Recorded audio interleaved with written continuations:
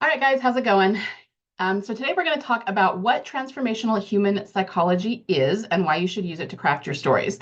Anyone who's followed me for very long has probably heard me talk about this. I also sometimes call it, or at least I used to call it, the human template for storytelling. They're pretty much the same thing, though I usually use transformational human psychology these days. But let's start with some mistakes that authors make when it specifically comes to storycraft and to your internal arc. Do you yearn to make your living from writing fiction? Do you struggle to finish your manuscript due to block, indecision, or lack of confidence in your story? Have you already published books that just aren't getting the sales you'd like? The truth is, the thing that really makes a difference in book sales is not currently being taught in the fiction author space. And it comes from the story level, not the marketing level. Real talk, if you don't get it right at the story level, no amount of awesome marketing is going to make your book a bestseller. Hi, I'm Liesl. I've got 20 fiction books, 4 genres, the USA Today bestseller accolade, and multiple award wins under my belt. So, obviously I've been around the block a few times. I have a lot of readers that follow me from genre to genre, even though conventional wisdom says that's rare. Why? Because my readers know that I know how to tell a story that's going to make them feel something. And if you can master that skill, you can write anything you want for the rest of your life and know it will be well received by readers, which means better reviews, more gushing, more mega fans, and best of all, more royalties for you. Grab your fuzzy slippers and your chocolate of choice. I'm going to teach you how to emotionally engineer your story into the hearts and minds of your readers on purpose.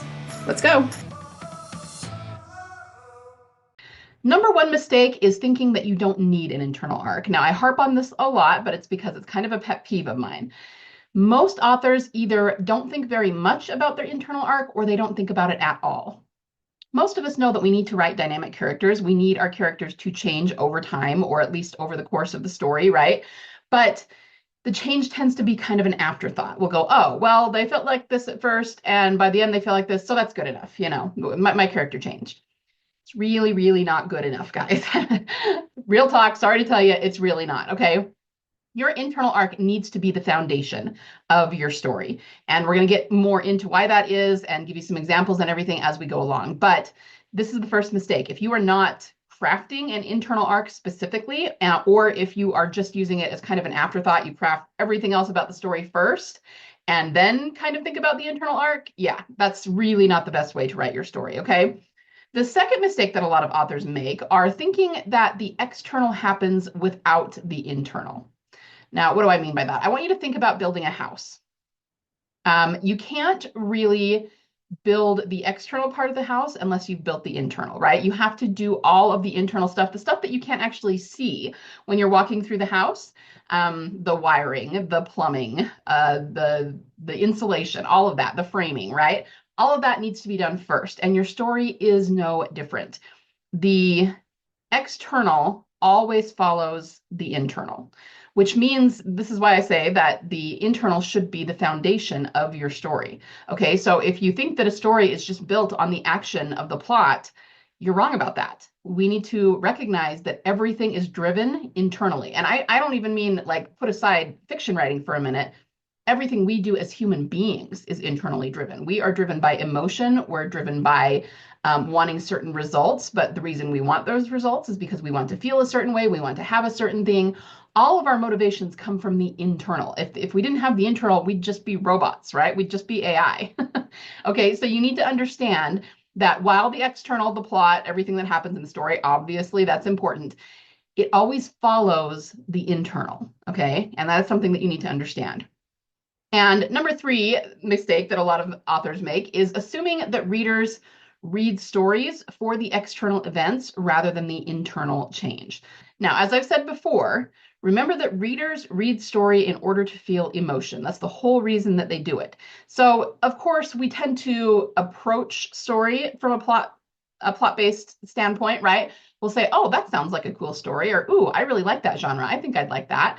But it's, even though that is kind of how we talk about story and how we approach story, and of course that has a lot to do with why a reader will read a story, The real true reason that they are there is not the external plot events. It is for the internal change. That is what they want to feel. That is what they want to experience. And you can have some really cool external plot events. You can have a really awesome world that you put in your story in. If the internal is not there, the reader's not going to feel really passionate about it. They're going to be like, it was okay. And that is not the response we want from our readers. We want them to be passionate about our stories. We want them to be in love with our characters. We want them to gush to their friends about the stories that they read, right? So we need to make sure that we're not assuming that the readers are really there for the plot. Plot's important, of course, but it's not the ground bedrock reason that they've come to fiction reading, right? Okay, so you have to understand that shortchanging the internal is pretty much the worst way you can write a story. Let's go back to that house analogy. If there's no foundation, if there's no wiring, no plumbing, no insulation, the house might look pretty, right? It might look pretty good, but it's not going to be functional. And depending on if we've done the framing correctly or not, it might actually fall down, right? The same thing is true of your writing and of your fiction stories, right? If you shortchange the internal, you can have really cool plot events, but the reader just isn't going to feel the things that you want them to feel, which means they won't really like the story, and you're going to have a really hard time making it as a fiction author. So the question is, what is transformational human psychology? For every internal journey that we as human beings go through, there are the same steps. What qualifies as an internal journey? It's every trial we go through, everything we have to learn, everything we have to overcome, basically anything in life that causes discomfort for us that we have to fix or work through. That has an internal journey attached, right?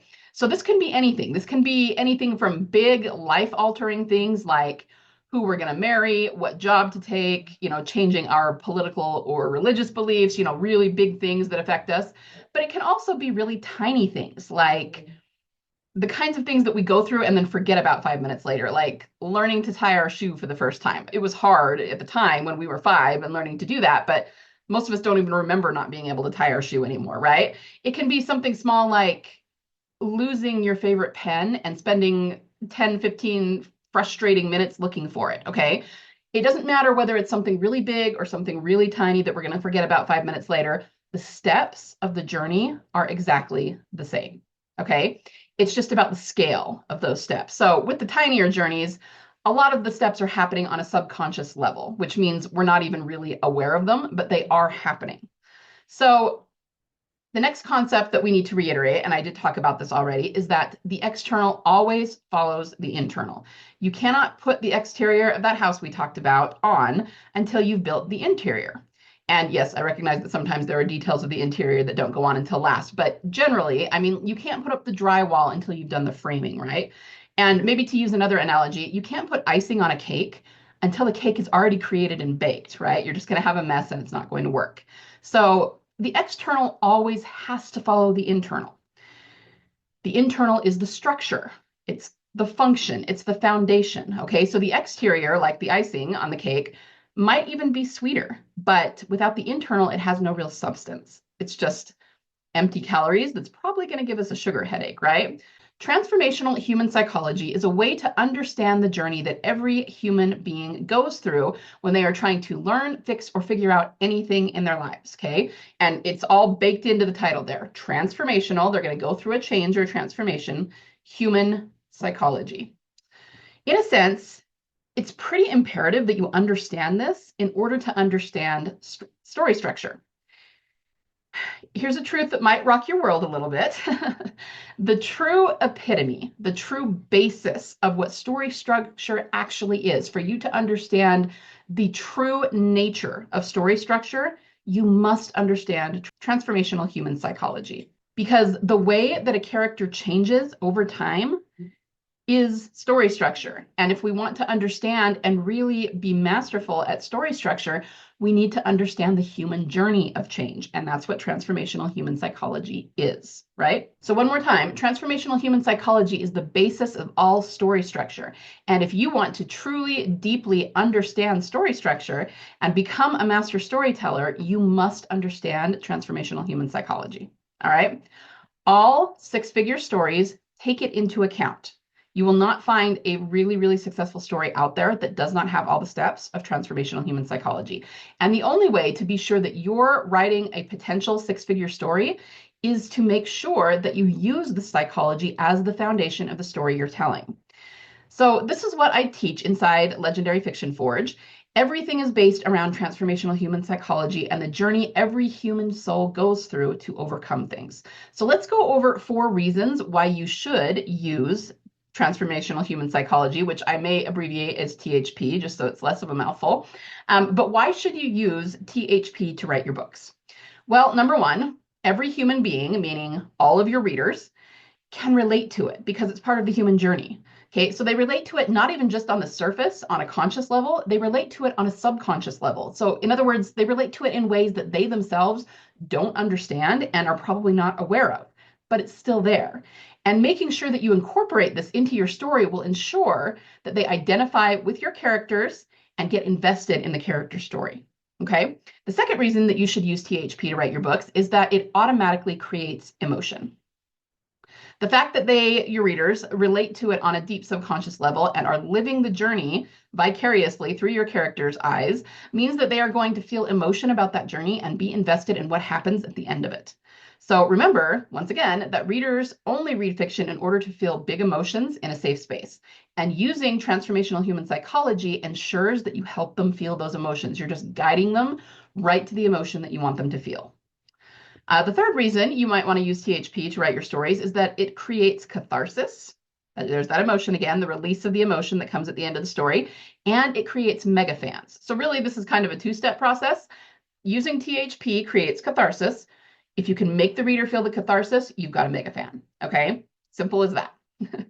We'll get right on that, right?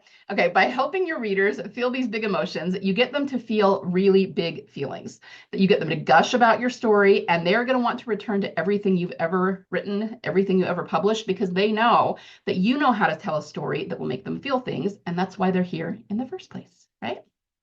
And finally, number 4, the reason you want to use THP in your storytelling is that it makes you into a master storyteller. So those first 3 reasons I gave you were mostly based around the reader, as they should be. You need to serve your reader. But this one is just for you. By truly understanding the human journey and the bedrock truth behind all character motivations, from that deep, authoritative understanding, you will be able to create deeply emotional stories every single time you write something, and you will be hailed as a master storyteller. When you do this, writing fiction becomes, I'm not going to say easy, but it becomes very straightforward and fairly simple. So if you want help with this, guys, if you want to learn the full journey of transformational human psychology and how to write truly cathartic stories so that you can make more sales, craft more mega fans, and make more money on your fiction royalties, if you are truly committed to serving your reader by writing deeply emotional, highly cathartic stories for them, and thus helping to uplevel the consciousness of humanity, one fiction story at a time, then I invite you to join us in Legendary Fiction Forge. It's a monthly membership for authors, and you can pay monthly if that's easier on your pocketbook. But right now, I also wanted to mention that we're doing a special on our annual membership through the end of the year. So generally, if you pay for the annual membership, meaning you're paying for the entire year, you get a break anyway. You get 2 months for free. So you're buying 12 months for the price of 10, basically. But right now, because Black Friday and the holidays are just around the corner, I'm knocking off an extra month. So through the end of the year, you can get 12 months for just a little less than the price of 9 months. So you're basically getting 3 months free. Plus, I knocked off an extra, I think it's like an extra $10 just to make it a nice even number, right? So, think about it. Talk to maybe your significant other, your hubby, see if you can use it as your Christmas present, and hop on that as soon as you can, okay? Because it's not going to be here for very long. Hop into the membership, start learning this stuff. I mean, the new year is frighteningly just around the corner. Okay, so think about starting 2025 right by making a commitment to your writing, to your readers, and most importantly, to yourself. All right, so that's what I have for you today. I hope that was educational about transformational human psychology. Thank you so much for spending time with me. Have a wonderful week of writing and a happy and safe and, dare we hope, maybe inspirational Halloween. And yeah, I will be back next week. Okay, bye guys. Love you guys. Have fun. Thanks for listening today. If this episode helped or inspired you in any way, would you do me a solid and leave me a review? Reviews help other fiction authors find the podcast.